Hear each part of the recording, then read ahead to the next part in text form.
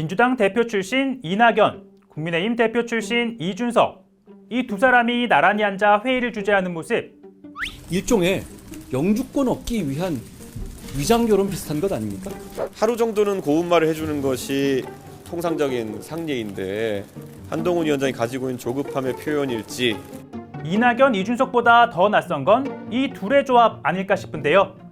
여야 정치참견 보고서 팩트리퍼 최종혁입니다. 제3지대 세력이 모인 개혁신당이 첫 최고위원회를 열었습니다. 차이는 지혜롭게 관리하고 공통점은 키워나가겠습니다. 새롭게 합류한 구성원들의 문제의식과 해법을 잘 엮어내겠습니다. 이종 결합이 더 큰 시너지 낼 수 있다고 했지만 국민의힘은 정체성을 숨긴 위장결혼이라 평가합니다. 선거에서 배지를 다는 방법을 찾기 위해서 모이는 것이잖아요.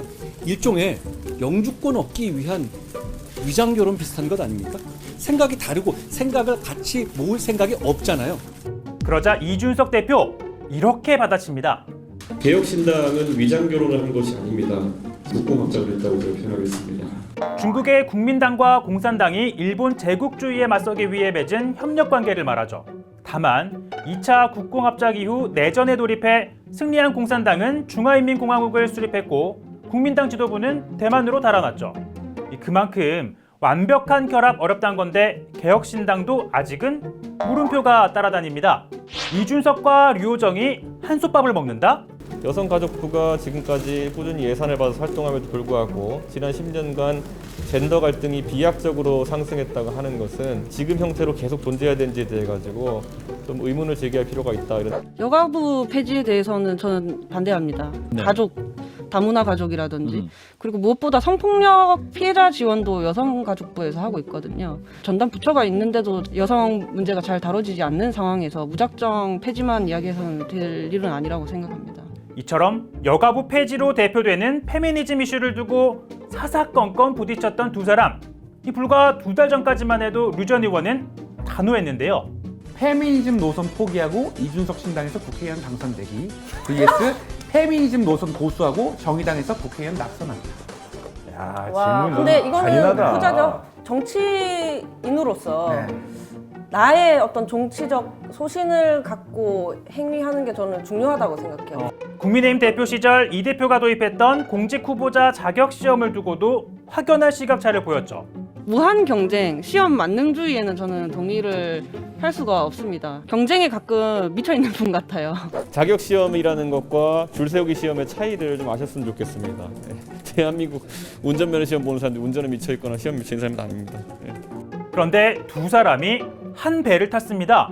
이준석 대표도 이렇게 묻고 있죠. 본인의 생각이 변화한 것인지 아니면은 어떤 의도인지에 대해서 좀 명쾌하게 설명을 하면은 오히려 개혁신당의 기존 구성원들이 류호정 의원의 의도를 이해하기 쉬울 것이다. 일종의 전향 이유를 밝히라고 한 건데요. 그런데 최근 두 사람 인구 절벽으로 인해서 병력 자원이 부족해집니다. 여성 징병제 혹은 모병제 등을 저희가 논의해 나갈 수 있다고 생각합니다. 여성 신규 공무원 병역 의무화를 제안합니다. 한쪽 성별만 부담했던 병역을 나머지 절반이 조금씩 더 부담해 나가는 방식으로 전환할 것을 제안합니다. 젠더 이슈를 두고 같은 방향을 바라보고 있습니다. 물론 징병제 하나로 완벽한 화학적 결합이 이루어질 수 있는 건 아닙니다. 류호정 의원의 주장들이 개혁신당 내에서 주류적인 생각이 될 수 있냐에 대해서는 가능성이 약하다 봅니다. 지역구에서 류호정 의원은 찍을 분은 찍는 것이고 비례대표 명단에 류호정 의원의 생각이 혼입될 가능성은 없다. 또 노인 지하철 무임승차 폐지 등 이 대표가 내놓은 각종 공약을 바라보는 시각도 다릅니다.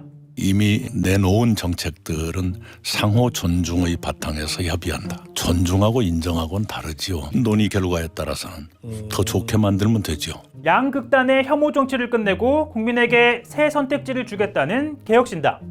각자 고유한 색깔을 유지한 채 새로운 맛을 만들어내는 비빔밥을 제공하겠다는 건데요.